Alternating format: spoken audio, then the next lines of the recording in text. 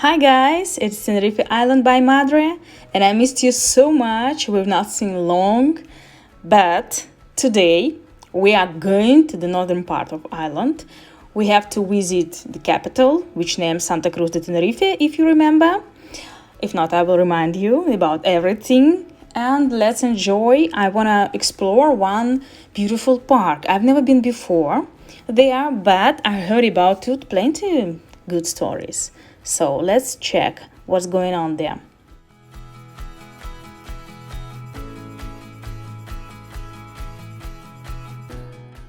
So here we are. It's northern part of the island, of course, and it belongs to subtropical climate, and therefore there is a lot of greenery. It's cooler here and has high humidity and a lot of precipitation. Here, unlike the southern part of the island, it often rains in winter. This year, actually, in the south, we did not even see rain. Can you imagine? Live like that, huh? Judging by the map, in this park there is a pond and several fountains, many different types of plants, as if even a small botanical garden, you know. There is also a playground and a cafe, and most interesting thing is that cars carry around, but the noise from them is not heard in the park. Here you can hear birds singing, chirping, or doing something else.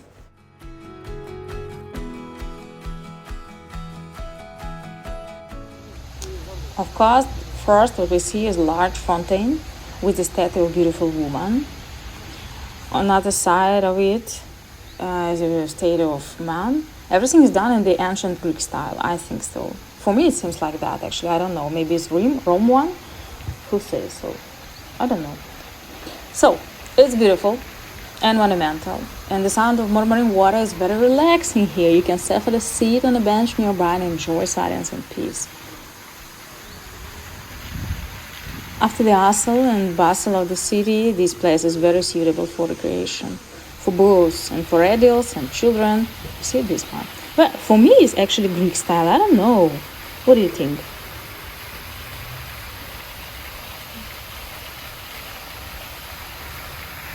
So this fountain is enough for us. Let's walk around the park. There are a lot of different parts and we need to explore everything. You know me. Let's go.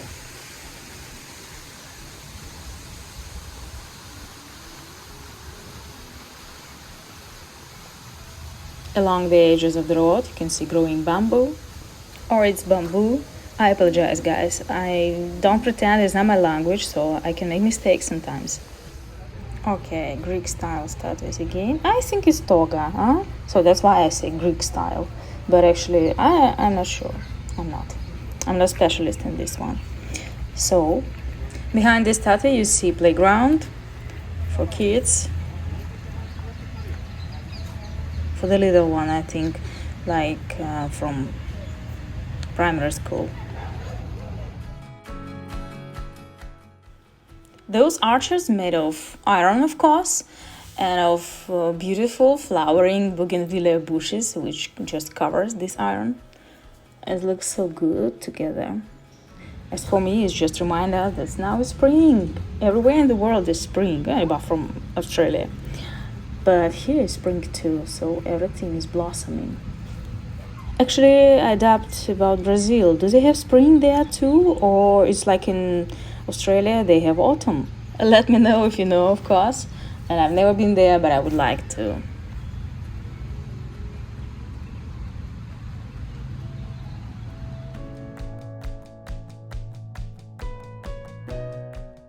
So now I have to show you one of the most dangerous plants in the world. This gorgeous tree is tulip tree, or Spathodea in Latin. This is very dangerous tree belonging to invasive species, of which there are only 36 plants in the world. So God forbid you to touch him with your hands or put in your mouth. No, never. It's very dangerous one. It came from Africa, and I'm high experienced in poison plants, so I can tell you the next one which you will see is the poison too, and it came from Africa too. It names Caesalpinia pulcher from Latin, but actually they name it in honor of one Italian scientist, Andrea Cesalpino. In Africa they use this bright flower for abortion. So let's forget about all this and just enjoy the park.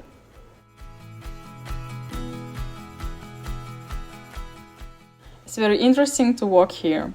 You never know what waits for you next turn of the road. What a dangerous plant or rare species you will find there. I know I can make you laugh, but that's true.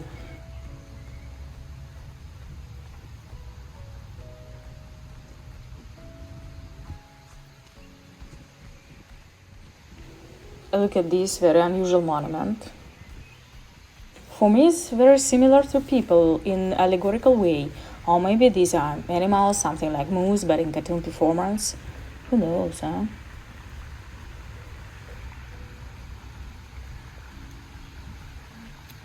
Okay, we have another fontaine here. And again, these poisoned flowers, danger one. So, it's already more secluded place. By the way, you can come here with dog and make sure it doesn't drink this water because it's very chlorinated and dirty, of course, like each fontaine is supposed to be. There are also many pigeons here and people feed them from time to time, but I hate them. They are carriers of different diseases.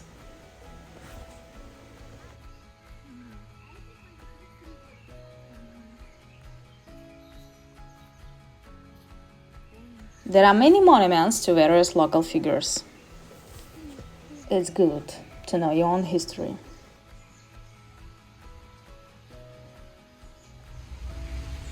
I think you know this palm. It is date palm, also phonics, Atlantic phonics, if to be sure. These fruits are not olives, of course, and they are not fruits of oil palm. These are real dates, very delicious one.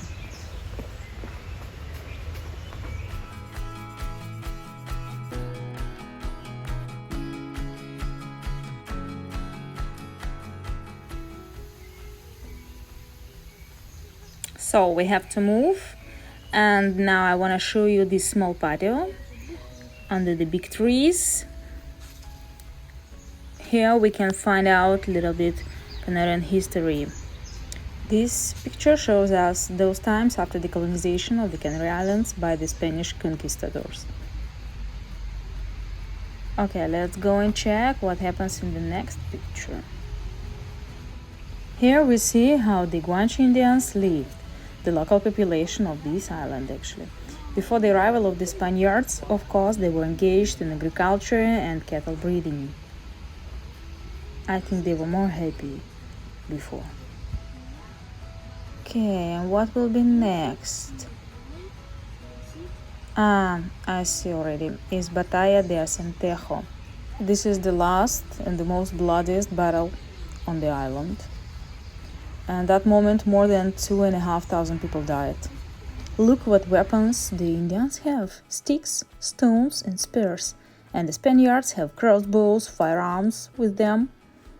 On that day, the conquerors almost cleanly slaughtered all the Indians on the island. By the way, Tenerife was the last island from the Canary Islands to surrender to Spain. For 5 years, the Spaniards could not conquer Tenerife. The history of local population is very sad. There are no more Guanche Indians. They were absolutely destroyed.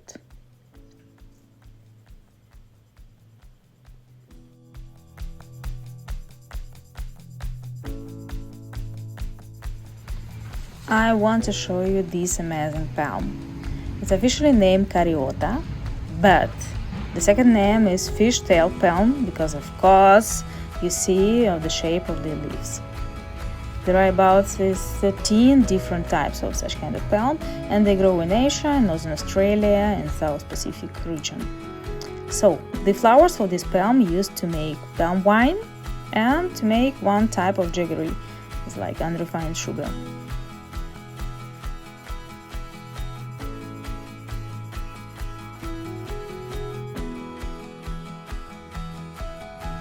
Okay, once more time about flora. This one is Megascepasma. It's actually well known by the common name Brazilian red cloak, native to Venezuela. And it's used like an ornamental shrub in climates from warm temperature to tropical. So as for me, it's the best one. And actually, it's not poisoned, not dangerous.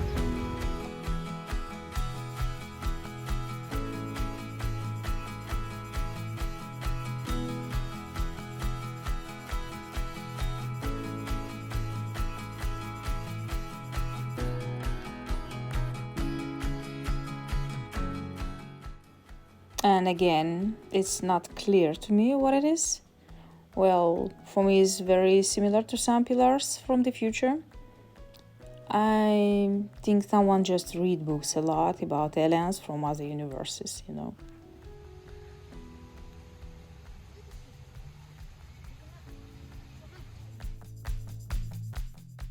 Look at these giant leaves, like in tropics. They are many times bigger than my palm.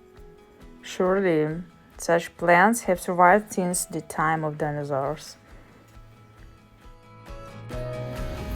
So we reached the pond, and here, little turtles should swim, but for some reasons, they are not there. They probably travel somewhere, too. And here we get blooming pond. Surely these are lotuses. And I mostly likely agree, yep, this is. This is very similar to a lotus. But most likely these are water lilies. When they bloom, they are also very similar to lotuses. Let me know if you know. I think it will become my motto, this phrase already. Let me know if you know. Yeah, I'm sure.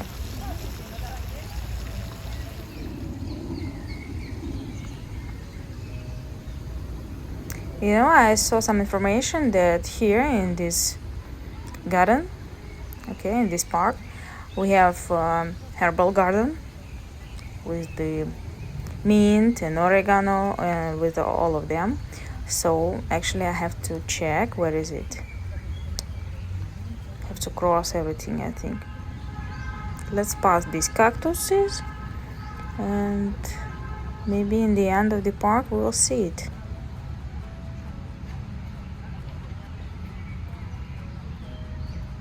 Behind the first cactus, you will see a large tree-like cactus. It's Canarian milkweed. In the Canary Islands, this type of milkweed is traditionally used as a fuel.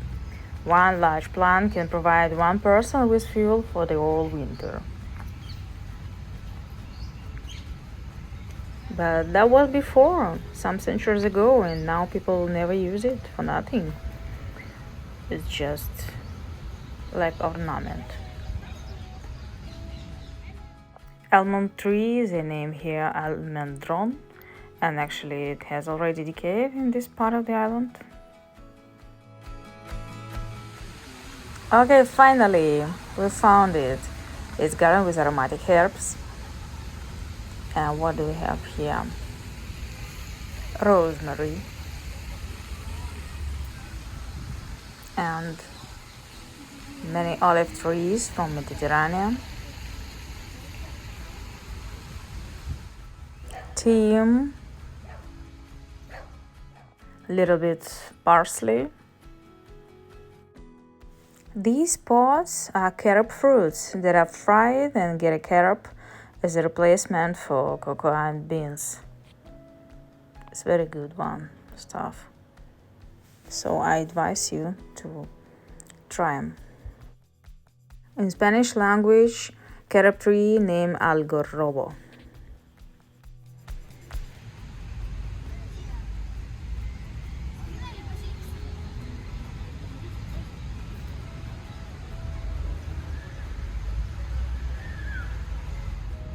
Here we see different types of mint.